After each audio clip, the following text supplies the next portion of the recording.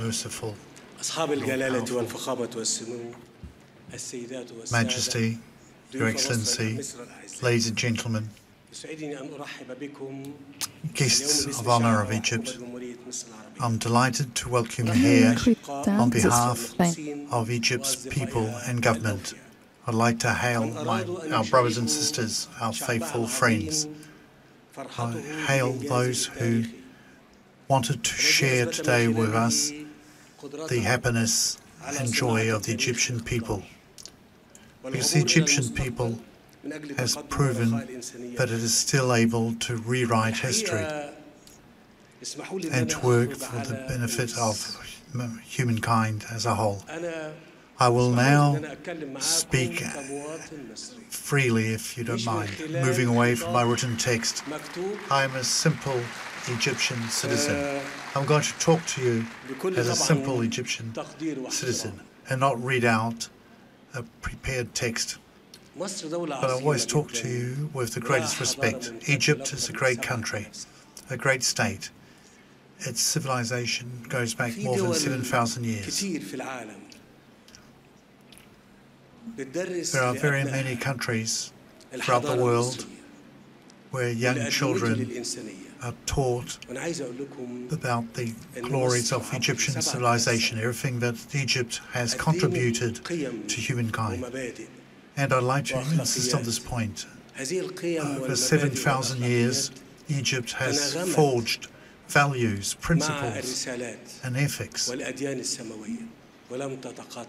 And all these messages and to accept new religions, all beliefs, the faith of other peoples.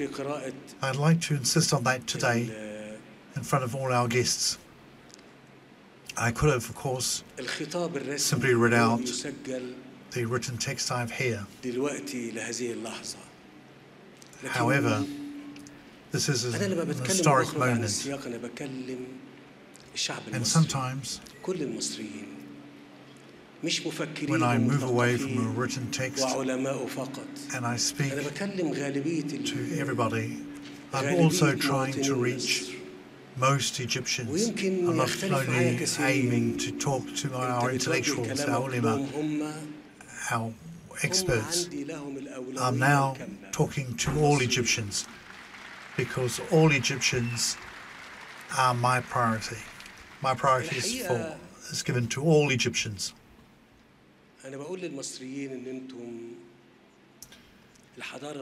I really want to tell Egyptians that our civilization, your civilization, continues to offer humankind inestimable gifts, maybe not comparable to what the pharaohs created, but in 1 year, all Egyptians have carried out a huge amount of work to make a gift to the entire world, something very precious for humankind as a whole, for development and the construction of our future. I really want to say that Egypt did not simply work during these last 2 years. We did not simply carry out this project. History will remember that we also faced extremist terrorist ideology that if it had won, an Egyptian would have turned Egypt into a scorched land. Egypt would no longer exist. The Egyptians have fought off this extremist way of thinking and have told humankind as a whole, beware, this is not the way we think. Islam and Muslims want to build peace. We do not want destruction. We do not want death. History will remember that Egypt faced this challenge.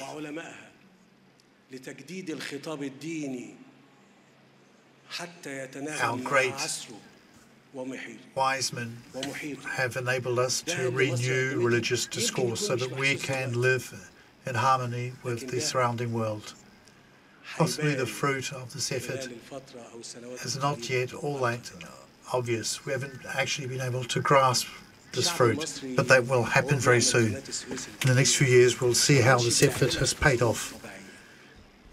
By building this new Suez Canal, the Egyptian people has not worked under normal conditions. It was an extremely tough situation from an economic and a security viewpoint.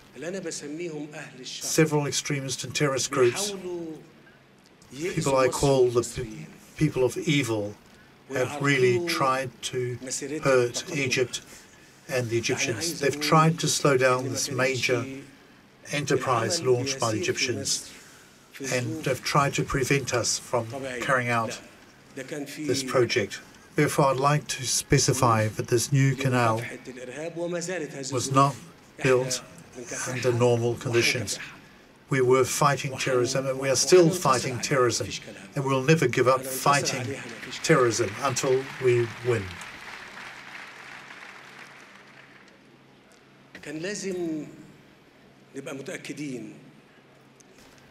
We must be absolutely certain that with the help of the all-powerful God and the efforts of every single Egyptian, that we will be able to complete this project on time. The new Suez Canal is not simply an engineering project. There's a far greater dimension behind it, and we need to be aware of this. In 1 year, Egyptians have had the feeling that they could once again be confident.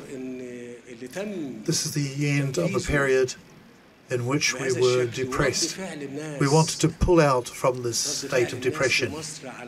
We wanted to build. And you can see Egyptians' reaction today, the happiness, the joy of Egyptians today. This is the proof that we were indeed in a situation where we had to reassure ourselves and reassure the entire world. You see, we can still deliver such huge projects. This is, in my opinion, a first step. This new Suez Canal is a first step on a path of 1,000 steps. The first step on a very long path. I'm telling you, dear fellow citizens, we need to move forward. We need to keep on this path. But I repeat, before going back to my written speech, nobody will be able to prevent the Egyptians from achieving what they want. As long as Egyptians remain united and in a unified manner face off our enemies. You have the great Imam of Al-Sissi here today and the leader of the Coptic Church. They're sitting here side by side, and we are shoulder against shoulder to meet this challenge, and we will be victorious, that is certain. This is the first step on a path of 1,000 steps. I will not give you many more details about the canal. The project has already been explained, but I do insist on the need to tell you that every Egyptian in one way or another has taken part in this project, as well as non-Egyptians throughout the world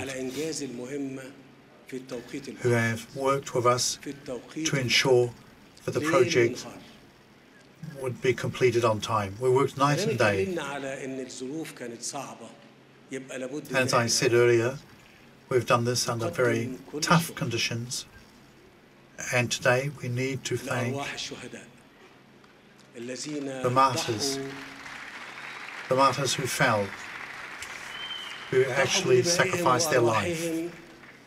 They've given their blood and their lives to Egypt and for Egypt's stability.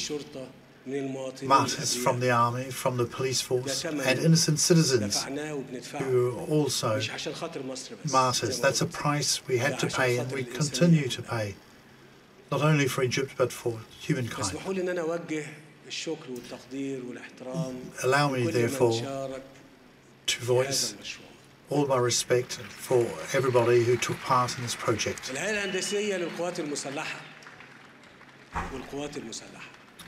The civil engineering units of the Egyptian army, the armed forces of Egypt as a whole, the general authority of the Suez Canal, and everybody who works on the canal, Suez Canal. I'd also like to thank all the companies that have taken part in this effort, and I would like to thank the coalition of engineers that carried out all this drilling and dredging work in the extension of the Suez Canal. Thanks to all of you.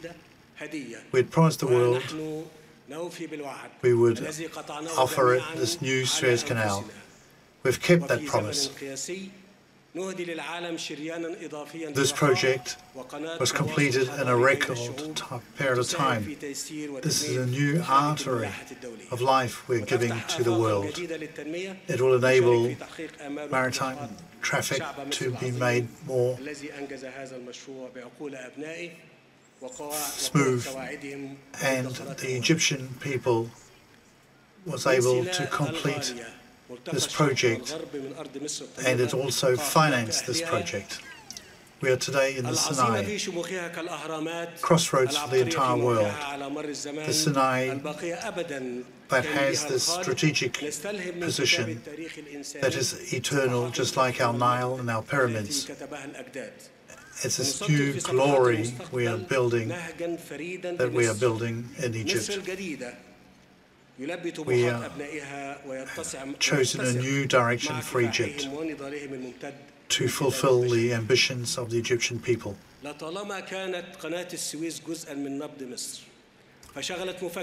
Suez Canal is at the very heart of Egypt. All our thinkers have written about this canal. And Gamal al-Dan wrote years ago, we are now reassured the future of the Suez Canal is guaranteed. So a promising future is awaiting us. As long as we meet the challenge, as long as we fight off the threats, as long as we plan in a wise manner, and we press ahead with our efforts, and Gamal al-Dan's prophecy has been fulfilled. Water is running in this new extension of the Suez Canal, 10 years after that Egyptian thinker wrote his text. Allow me to express my respect for the Egyptian people. It has proven that the sources of our past successes have never dried up. Thank you for your love of the Egyptian people that has enabled us to complete this project within a year. We want to dedicate this project to Egypt's martyrs. Your sacrifice was not in vain.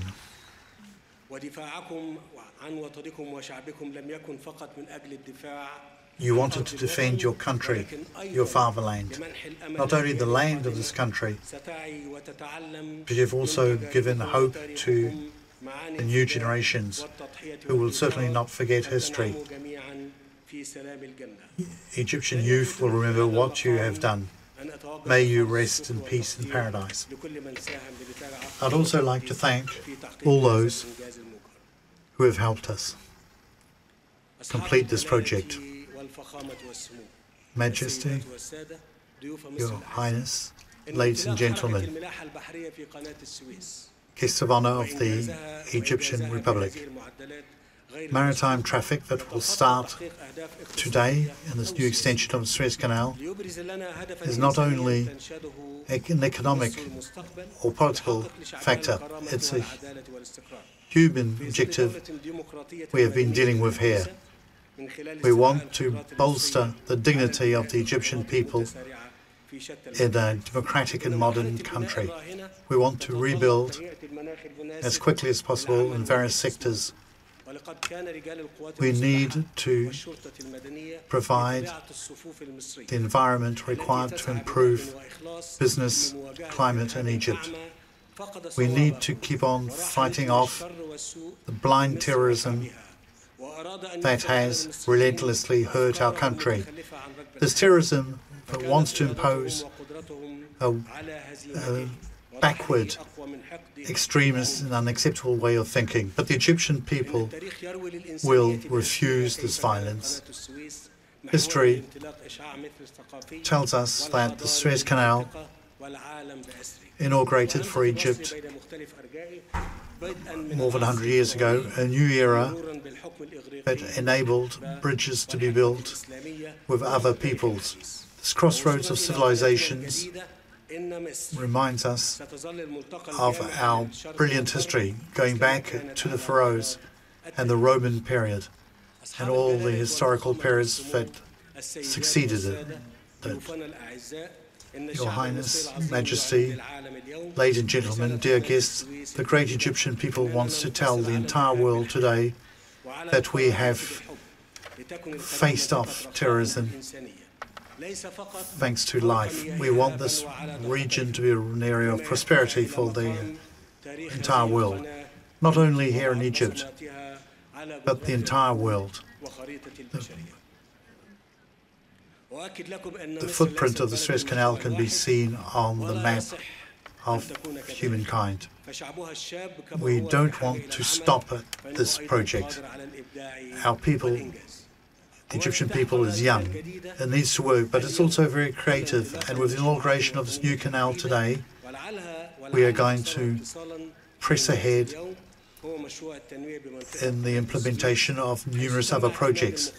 For instance, the project to develop the Suez Canal, and as of tomorrow, we will start to plan the implementation of this project east of Port Said, and in particular at the level of the port of Port Said.